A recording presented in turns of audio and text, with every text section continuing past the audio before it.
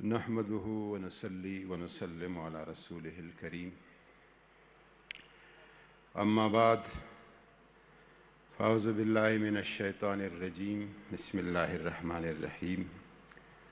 اللهم صل وسلم وبارك على سيدنا ومولانا محمد عبدك ورسولك ونبيك وحبيبك الأمي وعلى آله وصحبه وبارك وسلم۔ آج کے اس قومی رحمت للعالمین کانفرنس کے مہمان خصوصی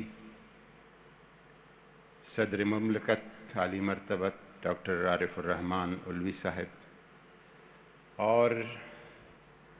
آج کے اس میلاد النبی کے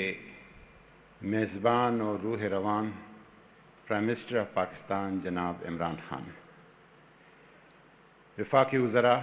اراکین پارلیمنٹ، اسکالرز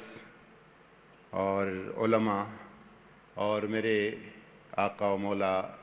نبی محتشم کے تمام غلاموں کو السلام علیکم ورحمۃ اللہ وبرکاتہ۔ میں سب سے پہلے اگر میں پرائم منسٹر صاحب کا شکریہ پوری قوم کی طرف سے ادا نہ کروں، جس طرح آپ نے ایک والہانہ پن اور ایک جنون کے انداز میں اس دفعہ فوکس کیا رحمت للعالمین کے جشن پر اور ولادت پر، ہم سب آپ کے شکر گزار ہیں۔ اور پھر پوری قوم کو آج کے اس عظیم دن کا مبارکباد پیش کرتا ہوں، اور جن لوگوں نے اس میں اپنی کوشش کی، اللہ تعالیٰ سب کی کوششوں کو حضور صلی اللہ علیہ وسلم کے طفیل اور صدقے قبولیت عطا فرمائے۔ میلاد کا یہ دن اور 12 ربیع الاول کا یہ دن ہم جو منانے جا رہے ہیں، ہم دنیا کو یہ بتانا چاہتے ہیں اور اپنی رب کے سامنے یہ اظہار کرنا چاہتے ہیں کہ دنیا کہاں سے کہاں پہنچ گئی، کتنے انقلابات آئے، کتنے تغیرات آئے، کتنی تبدیلیاں آئیں،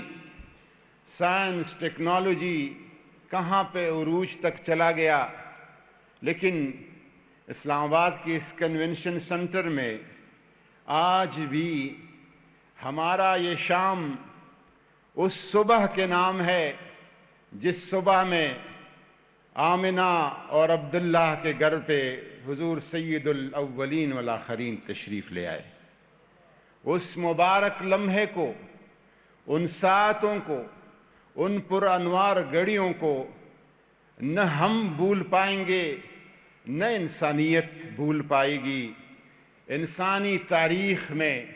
اگر سب سے عظیم دن آیا ہے تو 12 ربیع الاول کا وہ صبح تھا اور وہ دن تھا، کیونکہ ہمارا ایمان ہے کہ ہمارے نبی اللہ کے بندے ہیں اور اللہ کے رسول ہیں، لیکن ساتھ یہ بھی ہمارا دعویٰ ہے کہ تمام بندوں میں ان جیسے بندہ نہیں ہے اور تمام رسولوں میں وہ سب سے افضل اور برتر ہے، اور رسولوں کی صدارت اور امامت حضور سید الاولین والآخرین کے سر یہ تاج ہے۔ آج کا انسانیت کی جتنی عظمتیں ہیں، اس عظمتوں کی، بلندیوں کی، رفتوں کی انتہا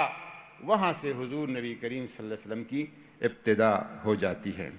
آج کا دن ہم اس وفا کے عہد کی تجدید کرتے ہیں، جو ہمارا وفا ہے،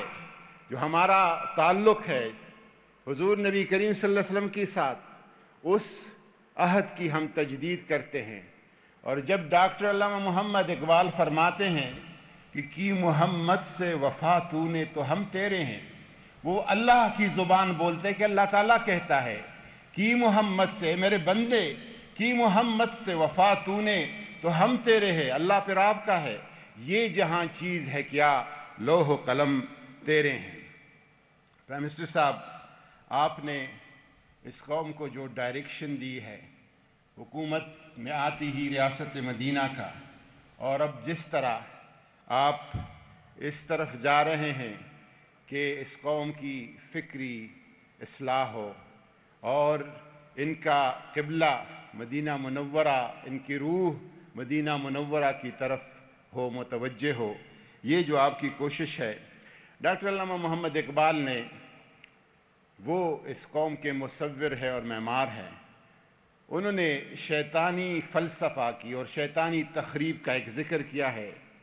اور اس میں انہوں نے کہا ہے کہ شیطان کا خیال ہے، شیطانی فلسفہ ہے، شیطانی سوچ ہے کہ یہ مسلمان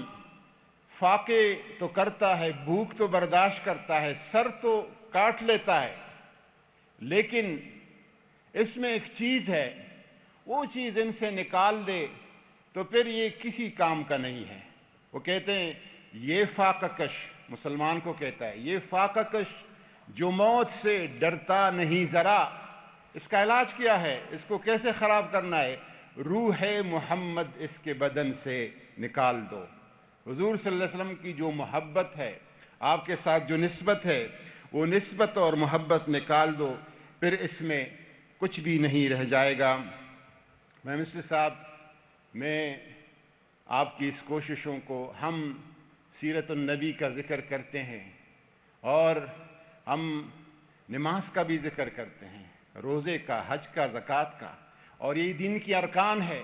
اس کی الگ اہمیت ہے۔ نماز مومن کا معراج ہے، لیکن نماز تو نبوت اور بعثت حضور صلی اللہ علیہ وسلم کے 40 سال بعد فرض ہوئی، روزہ اس کے بعد، حج اس کے بعد، زکوٰۃ اس کے بعد۔ جو حضور صلی اللہ علیہ وسلم کے ساتھ بچپن سے جو چیز چلی آ رہی تھی، وہ تھی صداقت اور امانت، صادق و امین۔ ہم نماز، روزہ، حج، زکوٰۃ پہ تو فوکس کرتے ہیں، لیکن صداقت و امانت ہم کہیں اسکیپ کر جاتے ہیں۔ ہم جبہ، میں خود صاحب دستار ہوں، داڑھی رکھتا ہوں، ہم جبہ، دستار اور داڑھی پر تو فوکس کرتے ہیں، اور یہ بھی حضور صلی اللہ علیہ وسلم کا لباس ہے، مجھے اس پہ فخر ہے، لیکن حضور نبی کریم صلی اللہ علیہ وسلم کی جو اخلاق حسنہ تھے، جو آپ کا عدل تھا، جو آپ کا مساوات تھا، جو آپ کی کردار کی بلندی تھی، وہ ہم کہیں پر مس کر جاتے ہیں۔ انشاءاللہ تعالی آپ کے جو افکار اور خیالات ہیں، اور جو آج اور پچھلے ہفتے آپ نے اعلان کر دیا ہے رحمت للعالمین اتھارٹی کا، میں صرف اتنا کہوں گا کہ اس ملک نے، یہ ملک کا اس لیے بنا ہی تھا، اس کا مقصد یہی تھا، قرارداد مقاصد میں ہمارا منزل اور راستہ دونوں واضح ہو گئے تھے۔